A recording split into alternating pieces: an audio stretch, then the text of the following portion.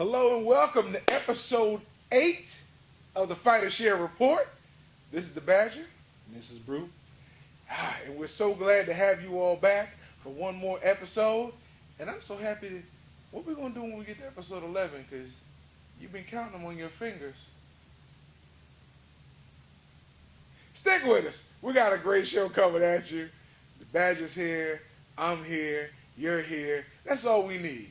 That's it. We'll be right back on the Fighter Share Report.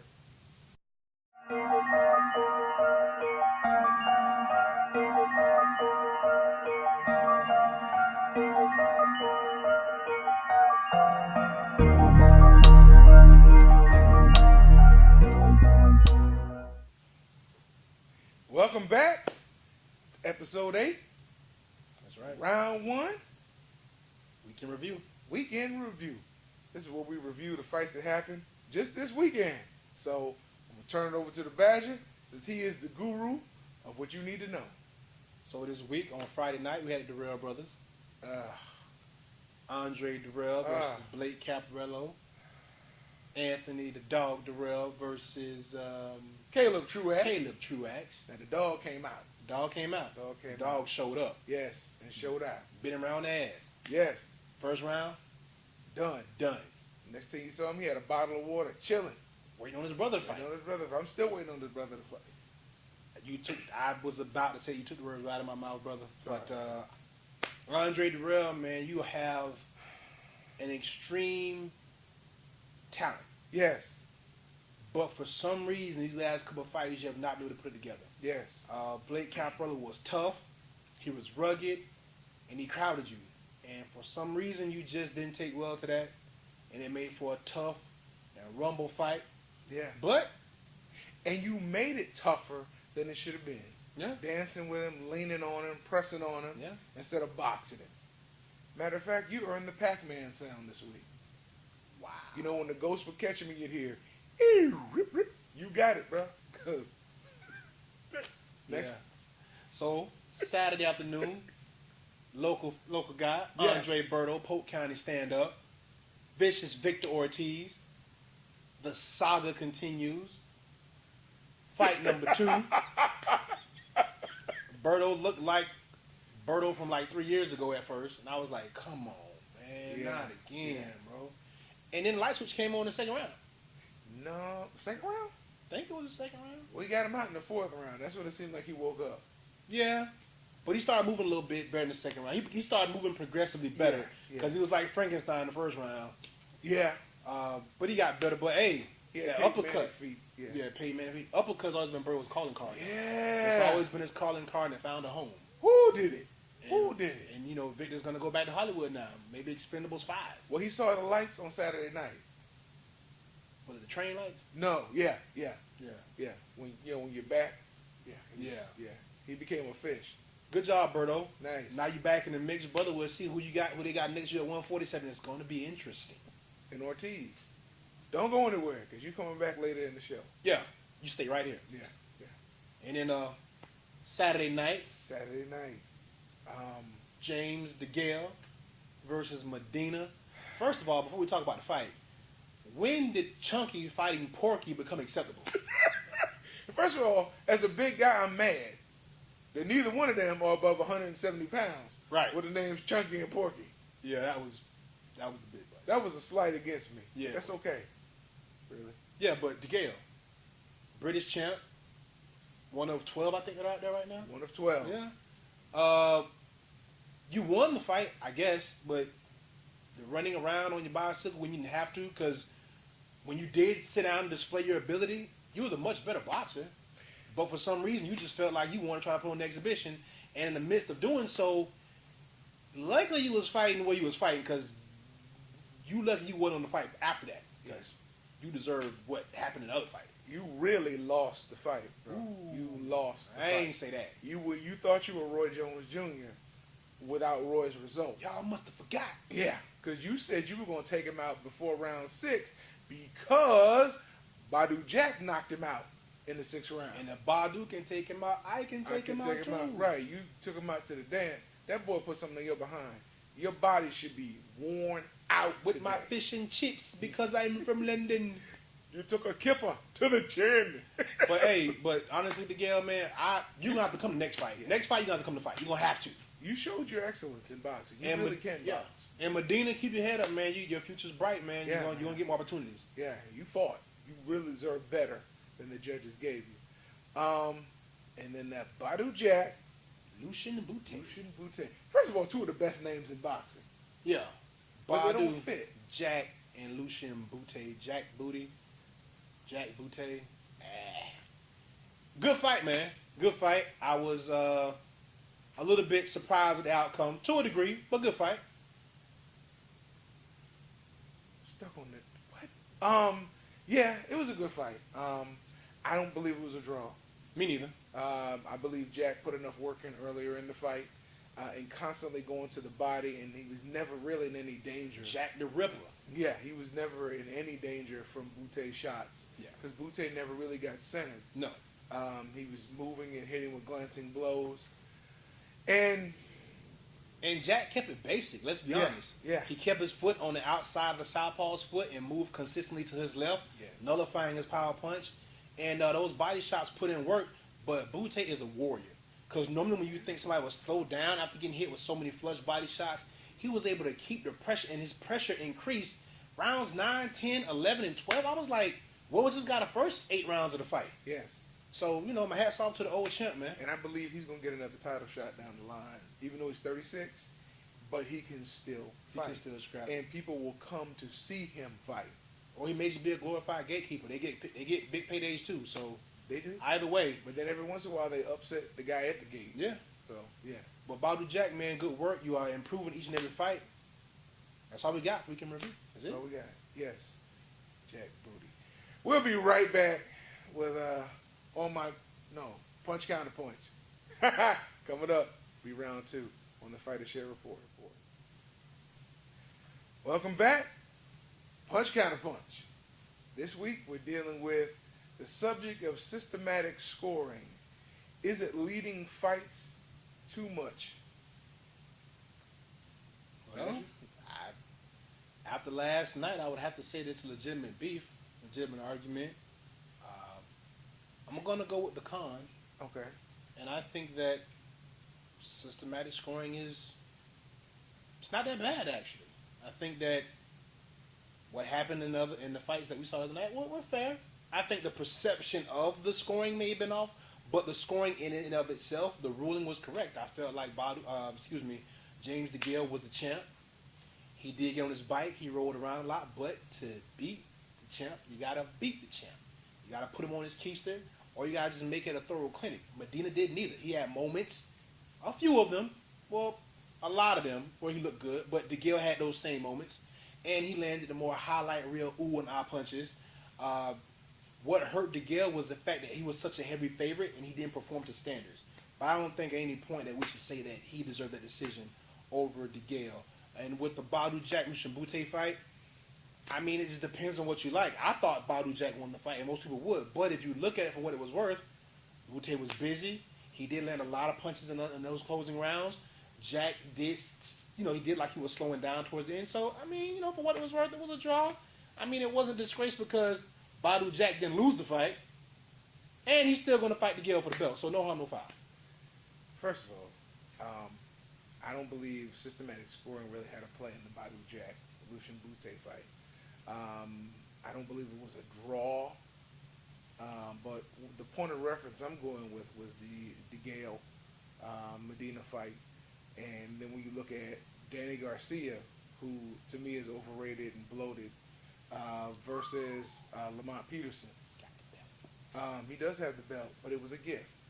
When you look at those two fights, Danny Garcia pressured Lamont Peterson the entire fight. Correct. He got his face destroyed. Okay. Peterson didn't really have a mark on him. Okay. Peterson was able to avoid a lot of Garcia's punches. Okay. Peterson landed more punches Okay. when they counted, Okay. yet Peterson lost the fight. And the announcers and the person scoring on the announced team said that Garcia pressured him the entire fight. Peterson ran. Peterson didn't do what he needed to do. and Garcia was the better boxer because he pressured him. The judges may be slighted to choose Garcia winning more rounds than Peterson. Okay. And it just so happens that's exactly what happened. And then when you look at the DeGale Medina fight, Medina was in DeGale's face the entire fight. Okay. Medina was following him around, hitting him, body snatching him, Okay. using his jab consistently. Okay. And DeGale picked his spots when he would fight back. Okay. But for the most part, Medina, by the end of round 11, had thrown 1,157 punches, and DeGale had thrown something like 900 or 560 punches. I would So- be curious to find out where the percentage was of the punches that DeGale landed versus the percentage of punches that Medina landed. They were close. Also, you have to keep in mind that to beat the champ again, you have to beat him. Lamont Peterson, in his own That's admission, subjective. Lamont Peterson, in his own admission, said he gave away too many early rounds. He said that himself. So again, don't leave it in the hands of the judges. We understand that there are going to be issues and errors in the scoring with any sport, especially boxing. But there's one way to not leave it in the hands of the judges. We're not You know what talking it is? about every issue You know what it that is? goes on with boxing. Do you know what it is? Put Put him to sleep. Knock him out. There were times when So he then, was there to be you know hit. what? You know what? Let's go back to old school. We don't need judges. We fight until somebody can't stand. That's when you have those 26 round fights and the 38 round fights back in the day. No. That's how we do it. Since we don't really need to have fairness in judging, what we need is take the judges away. Remember we talked about instant replay. You said get rid of the judges. So let's get rid of the judges. Let's let them fight like they used to with stone hands till somebody can't get up. I said we should keep the judges. And what I'm saying is this. People use that same logic when Mayweather fought Maidana. Oh, he ran the whole fight. No, he didn't. He picked his spots. And he outboxed him. DeGale picked his spots, and I think he outboxed Medina. I thought Medina gave a great showing of himself. But again, DeGale was the champ. Did he do enough to dethrone the champ? And the answer is no. Yes, he did. If he did, he would have won the fight. No, not necessarily. It's a wrap. Not necessarily wouldn't have won the fight. Punch is done. We got next. My goodness. All right, Mr. Heyman. Coming up, we got round 3. And this is one of our favorite segments. Yours too. Well, damn. Want to fight a sheriff report? Welcome back. We don't always agree when we do punch counter punch, but that's okay. We move on. It makes the show great. That's what they say.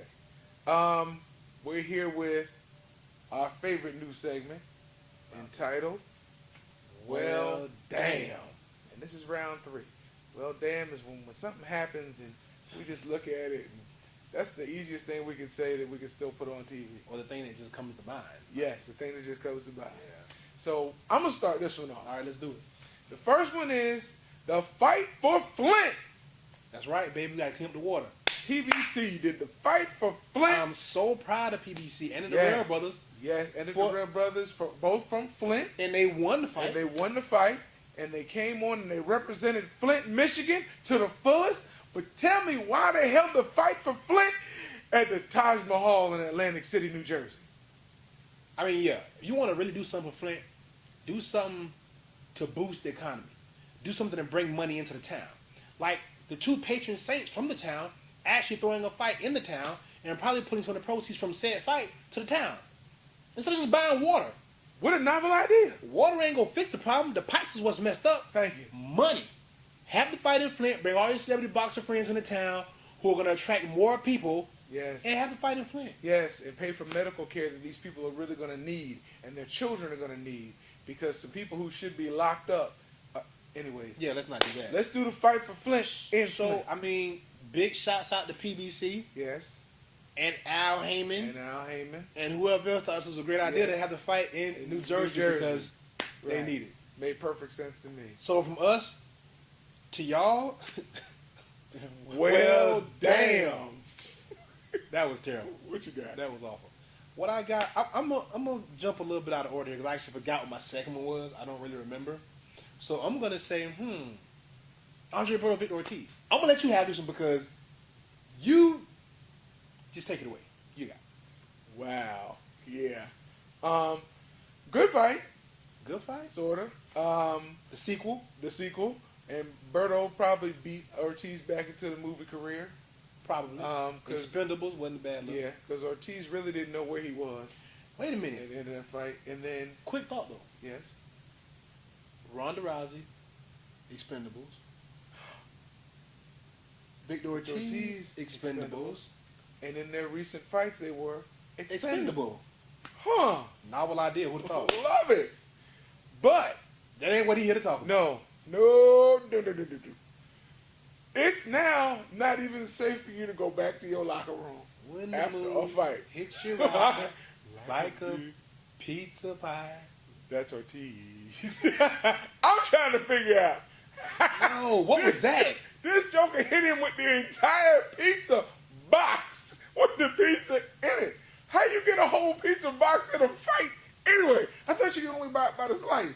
It don't even matter. I mean, it's funny, but it ain't funny. It's hilarious. This man went out there and fought. He fought a good fight, and he got he beat. didn't. He ain't fight a good He fight. did. He got knocked out. He got knocked out. We came to see somebody get knocked out. And Half we the did. crowd wanted to see Ortiz get knocked out. The other half wanted to see Berto get knocked out. And the So half just that wanted to because see your Berto get knocked out. right, so just because your fighter got knocked out, Well, you get to that was funny. hit him with a 50-mile-per-hour fastball Hey. with all the toppings. He didn't see Berto's punch coming, nor that pizza. That was terrible. Hey, you know what? Victor Ortiz, I love you, man. And I love the way you took that pie to the face. And for that, you deserve, well, damn. And to wrap it up, not as funny as the other two, No. but Conor McGregor announced that he's going to come back and fight after he retired last week. And he says he's going to come back and fight on UFC 200. But Uncle Dana said, No. pause. Time out. Not so fast, Conor McGregor. Go sit your ass down in the corner until I call you, son. You know So we what? might see you in UFC 201, 202, 203, Yeah. 216. It won't be 200. You no longer call the shots, buddy. Nate Diaz called it. I'm not gonna do that. I'm not gonna do that. Hey, you know what though? His reasoning that some of the speculation and somebody that helps us do research, the Red Belly, Red Belly, right? The Shouts out to the Red Belly. Red Belly, let us know that part of it was because he saw the guy die in Europe who fought in MMA. That's so disrespectful. And no, it's not disrespectful. Let me tell you why it's disrespectful. Because Apollo Creed died. The other boxer I died. almost used the N-word. And I don't Richard use Colon is still recovering. So don't be acting like just because somebody died that you may or may have not have known. The other guys have not shed blood and laid their lives on the line prior to. Apollo Creed. That's BS. Apollo Creed. Man, Apollo Creed started a whole war. And he got a sequel. And he's been dead for like 20-something years. How influential is that? If he dies, he dies. Shout out to Action Jackson. Conor McGregor, you had your time at the top, and you walked away. You would have been better served. Probably could have gone into commentating, could have gone into another career if you would have just stayed away.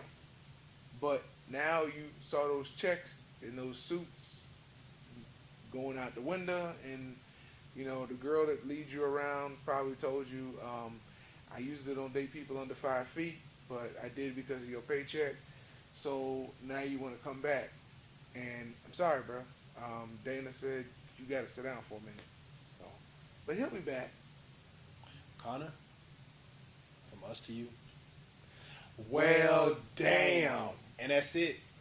This segment is done. It's over. We'll be back With the wrap up.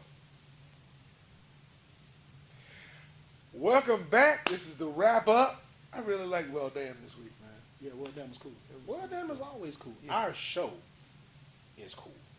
No. The blend of that tie and that shirt with those glasses, that's cool. That's cool. You know what, It bro? has a Minnesota aspect to it. I appreciate the compliment, brother. And it really is a compliment. I know. It really is. Even though you... Okay, so go ahead. No, I'm done. I was going to keep paying you compliments, but evidently they're not well received. So we had a good show. We hope you all enjoyed it. And did you want to talk about the... Subscribe. Like. Please subscribe to our channel, to our page. like our show, share our show. Please subscribe to this Might not be channel. nothing down there, but that's what I mean. Yeah, you'll see at the bottom you can subscribe. And do you want to give a shout out before I do? Yes. Yes, I do. Congratulations to LaTondra Jones Oh, on another victory. And you haven't called me yet. because I know you're it's coming. smart. Because I you're know smart. it's coming. You're smart. I'm going to patiently wait for you to You're call smart. me. You're smart. Oh, and to actually come on the show, too. yeah. You're Come on the smart. show, too. You call him, your career is going to be over. You've never seen anybody who's called him have a flourishing career. So, I'm saying. Except Fantasia.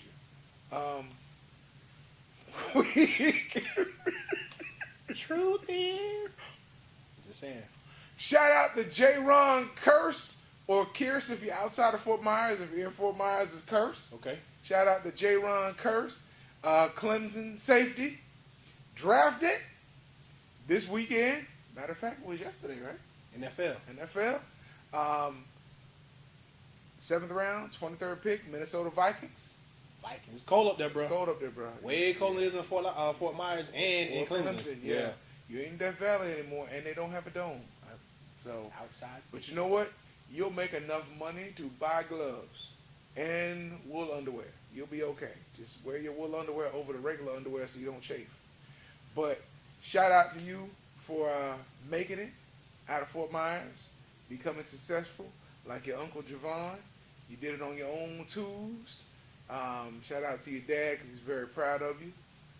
And I'm proud of you. So, hold up, man. Stand up for Fort Myers. And stand up for all the local fighters on this show. Yes. All my local fighters, Jacksonville, Orlando, the Bay Area, South Florida, everybody in Florida, man. And I really thought you should have been Local fighters. drafted a lot higher. But that's just my opinion. I'll get off that. At least you got in the 7th round. But I would have spent a pick to get in the 3rd, 4th round. He's a big safety, athletic, physical, covers, and hits. And he's over 6'4". That's just my opinion. But yeah, this is the Fighter Share Report. Shout out to our local fighters. I'm going to give another shout out. MMA guys and gals. We got a lot of them in this area. But I do want to also shout out the Mike Yanez camp. I know we always shout out Pete White because Pete White is doing big things in South Florida. On the East Coast. East Coast, yeah. But it's south of here. It's actually probably a little north. Really? Yeah. Where is it? Not far from Daytona. Port Orange. Port Orange. My bad. I'm sorry, Pete White. But still, we salute you and the big things you're doing. But Yanez, your camp is coming up. Good job, man. We do want to shout you out. Anybody else? Local fighters. Local fighters. And like our page, share these shows, support this show, because we support you. And we'll see you at the end on episode 9, because we just wrapped up episode 8. Right? Joey Orduna, Bombs Away 55, baby, in June. We'll be there. It's July 2nd at the Bayfront Hilton. We'll be there. And the son of St. Pete, Clarence Booth, will be there as well. Son of St. Pete got an interview. Check him out. We interviewed him. It's listed probably on this side down here, but you'll be able to see Clarence Booth. Check him out. We'll see you next week. Fighter Share Report.